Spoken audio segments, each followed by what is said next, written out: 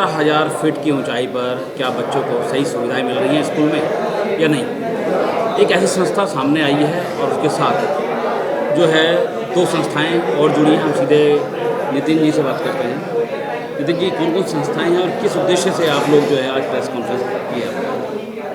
मैं association of property professional being NCR उसका incoming president हूँ। साहू जी हमारे एनजीओ के डायरेक्टर हैं जो 17,000 फीट 17,000 फीट एनजीओ का नाम है, जो लेह लद्दाख में और कारगिल एरिया में बहुत अच्छा काम कर रहे हैं। हम लोगों की नेशनल कन्वेंशन होती है हर साल। एसोसिएशन ऑफ प्रॉपर्टी प्रोफेशनल्स एक घटक है जो नेशनल एसोसिएशन ऑफ रियल्टर्स का है। जो कॉन्फ्रेंस है ये नेशनल एसोसिएशन ऑफ रियल्टर्स की कॉन्फ्रेंस है, जिसमें 45 बॉडीज़ एसोसिएशंस की ये बॉडी है जो कंट्री वाइड इसके मेंबर्स हैं। करीब 28 अलग अलग प्रांतों में इसके मेंबर्स हैं और सबसे जो अच्छी चीज़ है कि इसके हमारे 4,000 लोग करीब वर्चुअली अटेंड करेंगे इस कॉन्फ्रेंस को और करीब 350 से 400 लोग इसके हमारे फिज़िकली अटेंड करेंगे। सारे कोविड के नॉर्म्स को ध्यान में रखते हैं 1200 लोगों की कैपेसिटी है, जिसमें एज़ पर दी गवर्नमेंट डायरेक्टिव जितने लोग अलाउड होंगे उतने ही हॉल में रहेंगे। बाकी लोग ब्रेकअवे सेशंस और बहुत सारी एक्टिविटीज़ हैं एजुकेशन और लर्निंग की जो होगी उसमें हमने एक अपना CSR एक्टिविटी हमने जो कि कॉर्पोरेट सोशल रिस्पॉन्सिबिलिटी हम लोगों की है, तो उसमें हमने 17,000 फीट को अपना CSR पार्टनर चूज़ किया, जो करीब 10 अलग अलग CSR जो NGOs हैं उसमें से हमने इनको सिलेक्ट किया। सबसे इम्पोर्टेंट चीज़ तो हमें लगी कि लेह लद्दाख के जो एक इलाके हैं जहाँ पे 12,000 फीट से 15,000 फीट की ऊंचाई पे लोग रहते हैं, जिसमें सर्दियों में -50 डिग्री तक टेम्परेचर पहुँच जाता है, वहाँ पे गवर्नमेंट की कोई सही मदद नहीं पहुँच पाती। कई स्कूलों तक तो मेरे ख्याल से 6-6 घंटे 8-8 घंटे से पैदल चल के जाना पड़ता है, सड़कें भी नहीं है वहाँ पे। तो जो सामान जाता है वो गधों पे और घोड़ों पे लाद के लेके जाना पड़ता है। दूसरी चीज़ है कि नेशनल सिक्योरिटी के लिहाज से ये बहुत इंपॉर्टेंट चीज़ है, क्योंकि जो बॉर्डरिंग विलेजेस हैं, अगर हम बच्चों को वहाँ पे सही शिक्षा का योगदान नहीं दे पाएंगे तो वो सारे के सारे जो गांव 100 साल से जो गांव वहाँ पे बसे हुए हैं वो गांव हमारे खाली हो जाएंगे और पड़ोसी देशों के अटैक के लिए या उनके कब्जे के हम उनको पात्र बना देंगे, क्योंकि आर्मी भी तब तक उस चीज़ को कंट्रोल करेगी।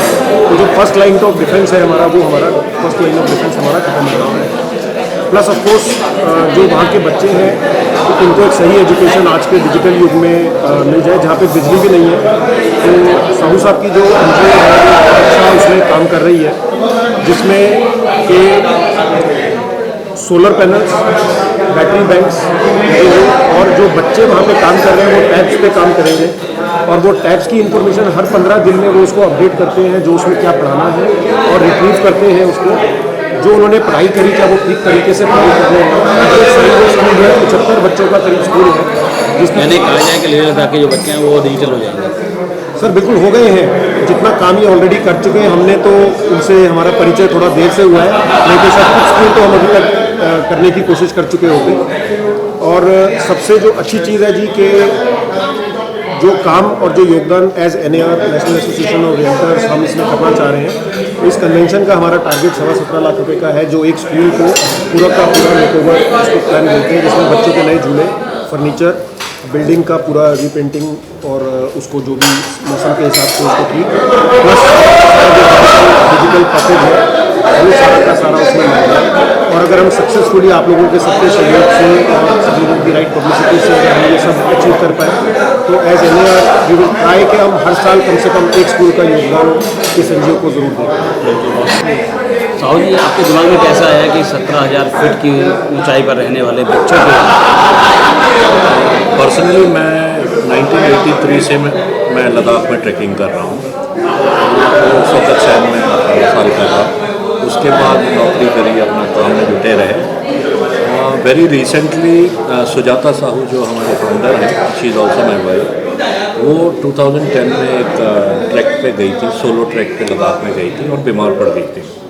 तो बीमारी के दौरान वो एक छोटे से गांव में रुकी, जहाँ पे स्कूल था जिसमें 5 बच्चे 2 टीचर थे। सुजाता उस वक्त दिल्ली के एक गुड़गांव के एक बहुत मशहूर स्कूल में पढ़ाती थी, कंप्यूटर और मैथमेटिक्स पढ़ाती थी। तो वहाँ के हालात देखे वो काफ़ी उनको बुरा लगा। तो वापस आके उनको वही लत लगी रही कि हमारे गुड़गांव के स्कूलों में सभी बच्चों के पास सारी फैसिलिटीज़ हो सकते हैं, तो उसका 2-5% उन रिमोट एरिया में भी क्यों नहीं हो सकता। तो ना उनको सपोर्ट करने के लिए गवर्नमेंट को भी पहुंचना बहुत मुश्किल है because of the terrain and weather. तो धीरे धीरे ऐसे प्लानिंग करते 2012 में हम लोगों ने अपनी सारी एक्सपर्टीज़ और अपना सारा एक्सपीरियंस लगाया लद्दाख में, उसके बारे में जो मेरा भी नॉलेज था और उनका एजुकेशन का जो बैकग्राउंड था वो सब यूज़ करके हमने 17,000 फीट फाउंडेशन शुरू किया था 2012 जुलाई को। और तब से हमारी टीम भी बहुत अच्छी बन गई है। अभी हमारे 2 ऑफिस हैं, लेह में एक ऑफिस है, कारगिल में, और हमारा हेड ऑफिस गुड़गांव है। लेह और कारगिल के ऑफिस के जितनी भी स्टाफ है वो सब लोकल लड़के और लड़कियाँ हैं जो हमारे साथ बहुत सालों से काम कर रहे हैं।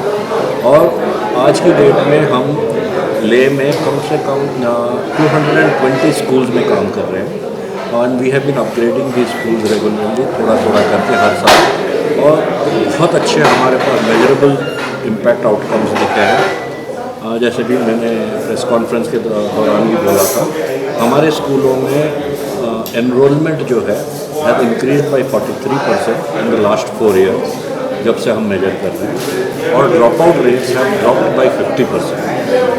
एंड बाकी गवर्नमेंट स्कूल के हिसाब से हमारे स्कूल काफ़ी आगे बढ़ गए हैं और उम्मीद है कि यही अगर हम प्रोजेक्ट्स बाकी हिमालयन स्टेट्स में ले जा सकें तो आई थिंक काफ़ी सक्सेसफुल। अब जो संस्था आपके साथ जुड़ी है इससे क्या लगता है कितना आपको सहयोग मिल जाएगा? हमें देखिए सहयोग से फाइनेंशियली तो एक स्कूल का हमें पूरा सपोर्ट मिलने की पूरी उम्मीद है एंड होपफुली उसको भी हम एक्सीड कर जाएंगे जिस तरह से मैं सबका इंतज़ार। उससे ज़्यादा जो ये एक अलग ही बिल्कुल जिनके साथ हम कभी जुड़े नहीं थे, एक एंटायर नेटवर्क ऑफ प्रोफेशनल्स जिनसे हम जुड़ पा रहे हैं, वो हमारे लिए बहुत अच्छा अपॉर्चुनिटी है। क्योंकि ना लद्दाख जैसी जगह में बहुत कम लोगों का इंटरेस्ट होता है, बट इन चीज़ों से आई होप दिस इतना बड़ा प्रोफेशनल एक नेटवर्क जो है हम उनके साथ कम्युनिकेट कर रहे हैं। बिल्कुल साफ तौर से साहू जी का कहना है कि अब जब हमारा इन लोगों का सहयोग मिला है तो कहीं ना कहीं और दूर दराज हिमालय में रहने वाले स्कूलों को भी सहायता मिल सकती है। राजीव निशाना, समाचार वार्ता, दिल्ली।